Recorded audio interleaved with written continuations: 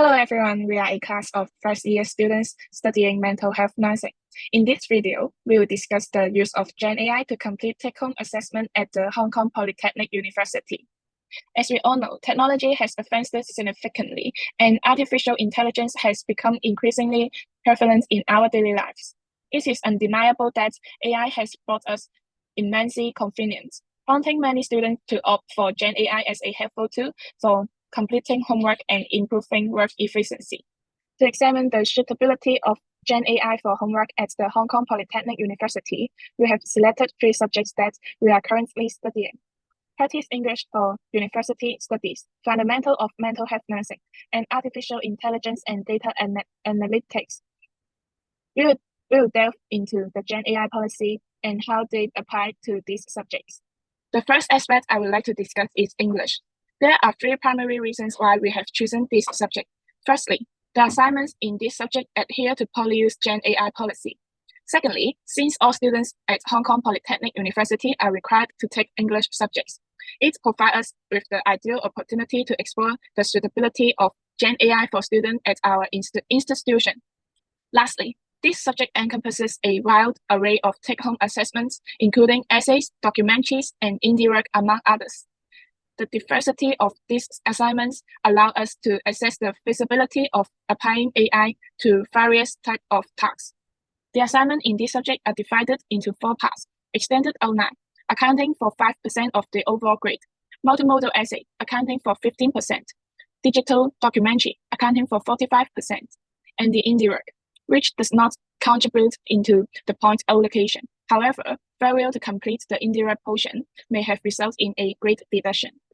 Gen AI can be utilized in certain assignments within this subject. However, it is essential to include a statement indicating the parts that employ AI.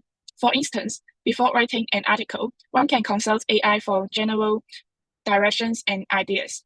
Furthermore, after completing the article, AI can assist in rectifying grammatical errors, thereby enhancing the overall quality of the piece.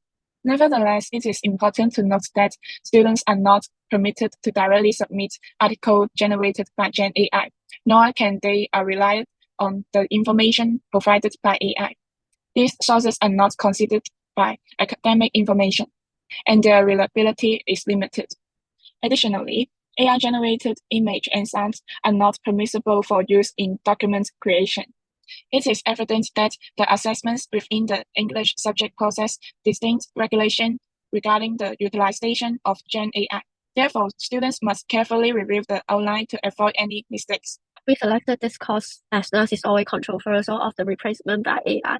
Some people believe that AI can replace nurse while some people does not. Moreover, this course is highly related to our subject. We want to see how can AI help our future job responsibility, such as nursing process. Therefore, we selected this course to see the relationship between nurse and generative AI. For the weight of this course, final test is accounting for the most, which accounting for 60% of the cost, and there is 10% accounted by precipitation in the class. Weight that can be affected by generative AI is 30%, which is tutorial assessment. For the assessment that I have just mentioned, it is acceptable for students to use generative AI as a learning resources to prepare for tutorial or seminar presentation. I believe that most students believe that generative AI can help with our assessment. Assessment for this course is not an exception too. Generative AI can help us to brainstorm some ideas. If we have no ideas for the assessment, we can get inspiration from generative AI first, since we can get the large amount of information quickly and conveniently through generative AI.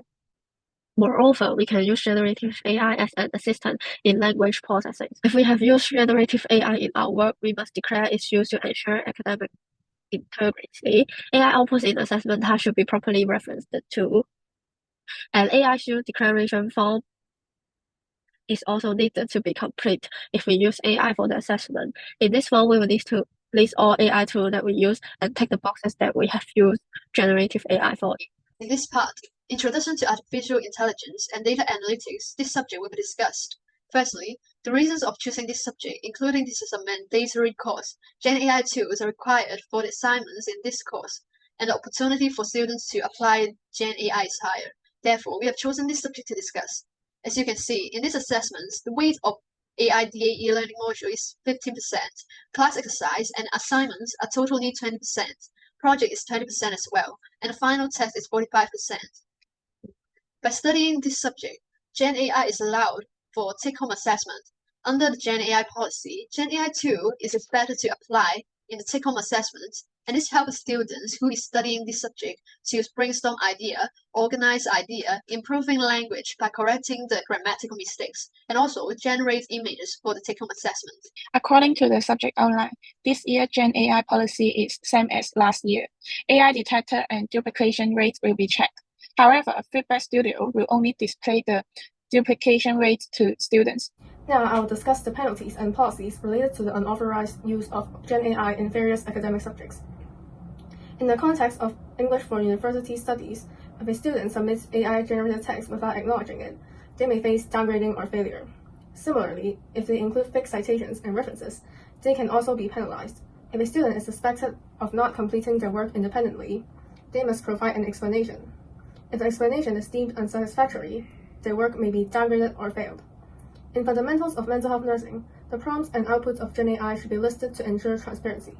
If the similarity between a student's work and other sources is too high, it may be considered evidence of possible plagiarism. Additionally, in the course for Introduction to Artificial Intelligence and Data Analysis, the use of Gen AI tools is expected. Plagiarism with checking with Turnitin is conducted, and depending on the similarity score, penalties may be imposed, such as deducting a percentage of the score or giving a 0 mark.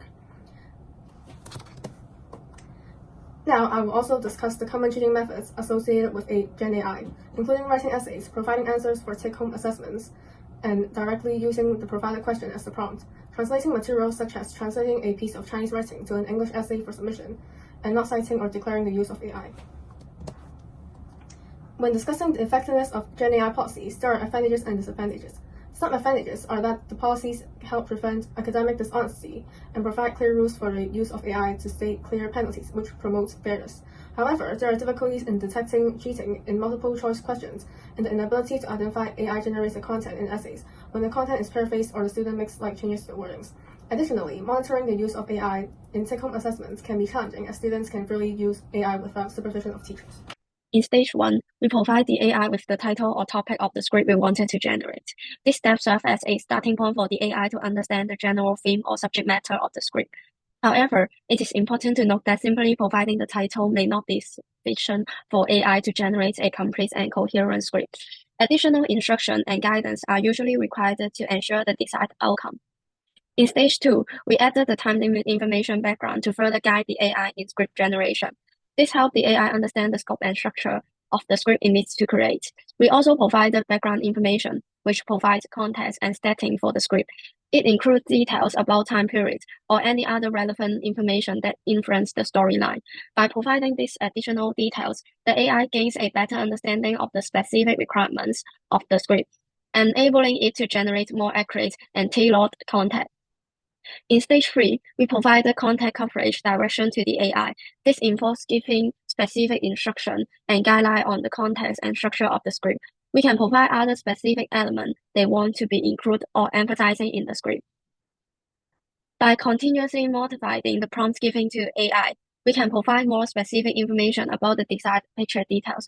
By doing so, we enable the AI to gain a deeper understanding of our preference and requirements, increasing the chance of generating images that align with our vision.